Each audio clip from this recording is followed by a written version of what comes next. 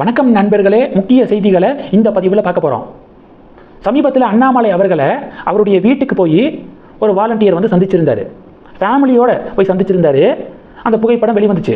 அந்த புகைப்படத்தில் அண்ணாமலை அண்ணனுடைய வீட்டில் இன்னும் பிரதமர் மோடியுடைய புகைப்படம் மாட்டப்பட்டிருக்கு. இது தெரிய வருது. டே 1லேருந்து நம்ம சொல்லிக்கிட்டு இருக்கோம், அண்ணாமலை அண்ணன் பிஜேபியிலேருந்து விலகி தனி இயக்கம் தொடங்கினார்ல, மொதல் நாள்லேருந்து மோடிக்கு எதிராக அண்ணாமலை டெஃபினட்டாக பேச மாட்டார். பிஜேபியிலேருந்து விலகி இருந்தாலும் மோடி மீதான அன்பு அண்ணாமலைக்கு எப்போதும் இருக்கும் அப்படின்னு நம்ம சொல்லியிருந்தோம். அதை உறுதிப்படுத்தக்கூடிய வகையில் இன்னும் பிரதமர் மோடியுடைய புகைப்படம் அண்ணாமலை அண்ணனுடைய வீட்டில் இருக்குது. இந்த புகைப்படம் செம ட்ரெண்டிங்காக ஷேர் ஆகுது. இந்த புகைப்படத்தை பார்த்துட்டு திராவிட ஜனதா கும்பல் கதறிக்கு இருக்காங்க, நயினார் கும்பல். இது ஒன்று. ரெண்டாவது என்ன பார்க்க போகிறோம், இயக்குனர் வெற்றிமாறன் நீட்டுக்கு எதிராக சிஜேபியுடைய போராட்டத்துக்கு ஆதரவாக தமிழகத்தில் 2-3 இடங்களில் ப்ரொட்டஸ்ட் நடக்குதுல்ல, அந்த போராட்ட களத்துக்கு போய் வெற்றிமாறன் ஒரு அறிவுரை வழங்கியிருக்காரு.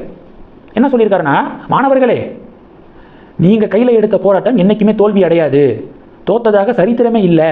ஆனால் ஒரே ஒரு அட்வைஸு, உங்களுடைய போராட்டத்தை யாரும் ஹைஜாக் பண்ணாமல் பார்த்துக்கோங்க, ஹைஜாக் பண்ண விட்டுறாதீங்க அப்படின்னு சொல்லிட்டு வெற்றிமாறன் அறிவுரை வழங்கியிருக்காரு. போராட்டம் நடக்கிறது கம்யூனிஸ்ட் கட்சியுடைய ஆஃபீஸில். மாணவர்கள் போராட்டம் அப்படின்னு சொல்லிட்டு அதை எப்போவோ இடதுசாரிகள் ஹைஜாக் பண்ணிட்டாங்க.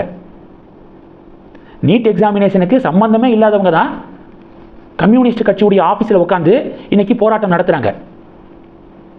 மாணவர்கள் போராட்டத்தை இடதுசாரிகள், திமுக, இந்த வெற்றிமாறன், ப. ரஞ்சித் இவங்கெல்லாம் எப்போவோ ஹைஜாக் பண்ணிட்டாங்க.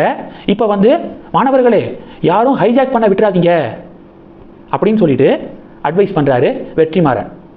கண்ணாடியை பார்த்து உங்களை நீங்களே சொல்லிக்கோங்க, எதுக்கு ஹைஜாக் பண்ணுற அப்படின்னு சொல்லிட்டு உங்களை நீங்களே கேட்டுக்கோங்க அப்படின்னு கமெண்ட் செக்ஷனில் நிறைய பேர் விமர்சனம் பண்ணுறாங்க வெற்றிமாறனை. இது 2. மூணாவது, நடிகை சனம் செட்டி கம்யூனிஸ்ட் ஆஃபீஸுடைய வளாகத்தில் நடக்கக்கூடிய அந்த ப்ரொட்டஸ்ட்டுக்கு போய் சில ஆட்சேபனையை தெரிவிச்சிருக்காங்க. எதுக்காக போராட்டம் அப்படின்னு அறிவிக்கப்பட்டுச்சோ அது மாதிரி நடக்கிற மாதிரி தெரியலை.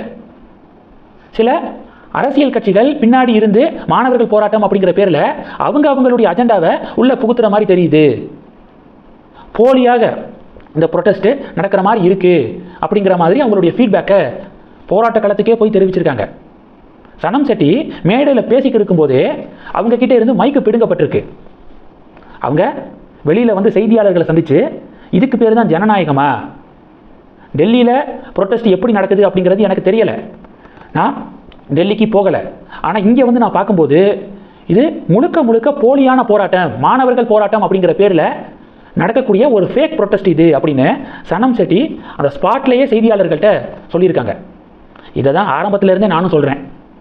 திமுக, இடதுசாரிகள்லாம் பிஜேபிக்கு எதிராக, மோடிக்கு எதிரான தன்னுடைய வெறுப்பை மாணவர்களுடைய பேரை சொல்லி இப்படி ஒரு போராட்டத்தை நடத்துகிறாங்க. டெல்லியில் போராட்டம் அப்படிங்கிற பேரில் நடக்கக்கூடிய அட்டூழியங்களுக்கு எதிராக டெல்லி போலீஸு தடியடி நடத்தினா இதுதான் ஜனநாயகமா அப்படின்னு சொல்லி கம்பு சுற்றுறாங்க.